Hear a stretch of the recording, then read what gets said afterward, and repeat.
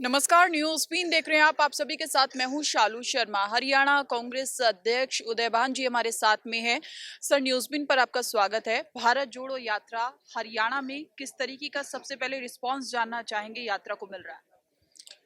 आप स्वयं देख रहे हैं कि किस तरह का भारी रिस्पांस इस भीषण सर्दी में सुबह 6 बजे से ही हर गांव में बूढ़े बुजुर्ग, महिलाएं, बच्चे, जवान सब सड़कों पर राहुल जी का जो जिस तरह से स्वागत कर रहे हैं, जिस तरह से सब निकल के आ रहे हैं, ये अपने आप में एक अनूठी बात है कि ऐसे मौसम में इतनी भारी संख्या में उमड़ रहे हैं लोग। तो उससे पता लगता है कि राहुल जी के प्रति लोगों में कितना जो उनका जो संदेश, जिस उद्देश्य को वो लेकर के आए हैं, उसके प्रति लोगों की भावना किस प्रकार है। वो बहुत भारी जन समर्थन राहुल जी को मिल रहा है, उनके जो उद्देश्य को लेकर चल रहे हैं उसको मिल रहा है, और इसका निश्चित तौर से एक देश के अंदर पूरा राजनीति में बदलाव आने का कार्य करेगी यात्रा। बेरोजगारी का मुद्दा लगातार राहुल गांधी भी उठा रहे हैं इस यात्रा के जरिए, और हरियाणा नंबर 1 है। अगर आपकी सरकार आती है तो क्या कुछ काम किया जाएगा? देखिए, बेरोजगारी में हरियाणा नंबर 1 किस तरह से बनाया गया है। यहाँ पर 1,82,000 पद सरकारी है जो खाली पड़े हैं। इन्होंने सिर्फ जब चुनावी साल था 19 में, तब थोड़ा सा ड्रामा किया था, कुछ लोग लगाए थे और उसका बड़ा भारी प्रचार प्रसार कर दिया। आज 1,82,000 पद खाली पड़े हैं, उनको भरने के लिए सरकार के पास तरह तरह के ये बहाने बनाते हैं। 32 बार पर्चे लीक हुए हैं, उसके लिए जिम्मेदार कौन है? ये एक साजिश है, षड्यंत्र है, या क्या है? ये इनको बताना चाहिए कि भाई ये पर्चे लीक होते क्यों हैं। हरियाणा में इतने बार पर्चे लीक हो रहे हैं, क्या इसमें कोई सरकार के किसी आदमी का हाथ है, गवर्नमेंट का हाथ है? जानबूझ करके पर्चे लीक करा करके बेरोजगारों के साथ में एक धक्का किया जा रहा है, उनके विश्वास के साथ विश्वासघात किया जा रहा है कि जब भी तैयारी करके आते हैं बच्चे, पेपर जाके देते हैं, पेपर देने जाते हैं तो वहाँ पर बोर्ड लगा मिलता है कि पर्चा लीक हो गया, कैंसिल। तो किराया भाड़ा खर्च होता है, माँ बाप जो ना ये उम्मीद लगाए बैठे होते हैं कि भाई उनके बच्चे को नौकरी मिलेगी, तो उनके भविष्य के साथ किस तरह से खिलवाड़ किया। आपने देखा होगा कि HPSC में इनके अधिकारी 3.5 करोड़ रुपए दफ्तर में, ऑफिस के अंदर रिश्वत लेते हुए पकड़े गए। और ये तो एक बाई चांस पकड़े गए, कितने लोगों से रिश्वत ली होगी उससे ये पता लगता है। उससे पता लगता है कि भाई किस तरह का माहौल रिश्वत का, नौकरियों की किस तरह से बोली लग रही है। इनके स्टाफ सिलेक्शन कमीशन के 1 दर्जन कर्मचारियों को सस्पेंड होना पड़ा।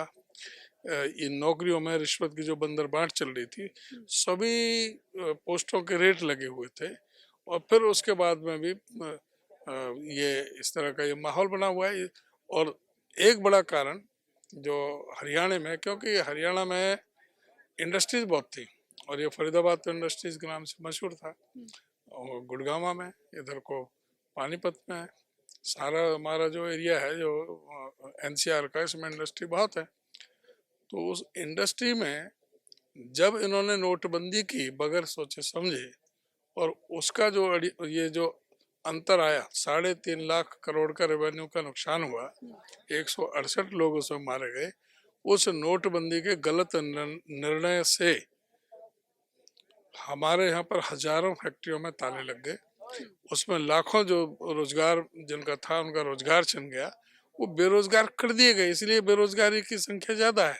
अच्छा, भारतीय जनता पार्टी का आरोप है कि टुकड़े टुकड़े गैंग इस यात्रा से जुड़े हुए हैं। भारतीय जनता पार्टी खुद ही टुकड़े टुकड़े गैंग।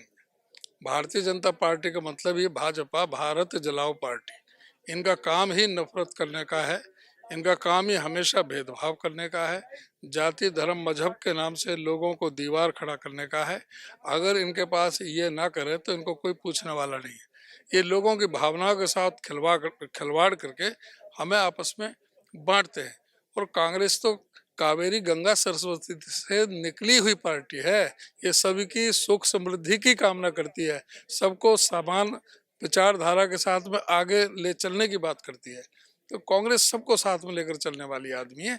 ये टुकड़े टुकड़े गैंग वाले सब भाजपा में है। अच्छा, दीपेंद्र हुड्डा का जो रोल है वो क्या इस बार अहम हो सकता है, क्योंकि लगातार राहुल गांधी जो है वो युवाओं को साथ लेकर चल रहे हैं, दीपेंद्र हुड्डा खुद एक युवा है, तो क्या एक अहम रोल हो सकता है? नहीं, दीपेंद्र हुड्डा एक बहुत ही मजबूत नेता हैं और 3 बार लोकसभा के मेंबर पार्लियामेंट रहे हैं। अब फिलहाल राज्यसभा के मेंबर पार्लियामेंट हैं।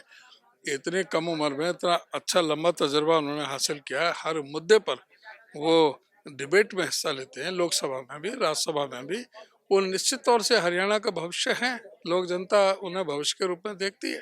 राहुल गांधी क्या पार्ट टाइम से फुल टाइम नेता हो गए हैं? आप देख रहे हैं जो राहुल जी पर जो जिस तरह के जो ये लांछन लगाते थे, जो आरोप लगाते थे, उनको जवाब मिल रहा है इस भारत जोड़ो यात्रा से। न्यूज़बिन के माध्यम से कोई संदेश?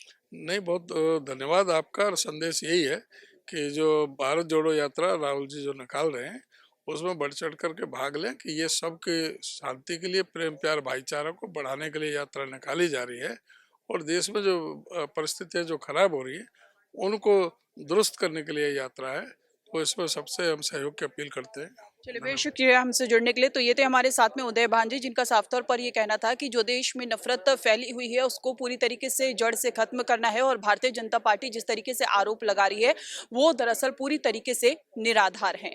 अपने सहयोगी विवेक कृष्ण सक्सेना के साथ मैं शालू शर्मा, न्यूज़बीन के लिए। वीडियो पसंद आए तो लाइक शेयर कमेंट करना मत भूलिए, ताकि हर वीडियो का नोटिफिकेशन आपके पास समय पर पहुंच जाए। नमस्कार।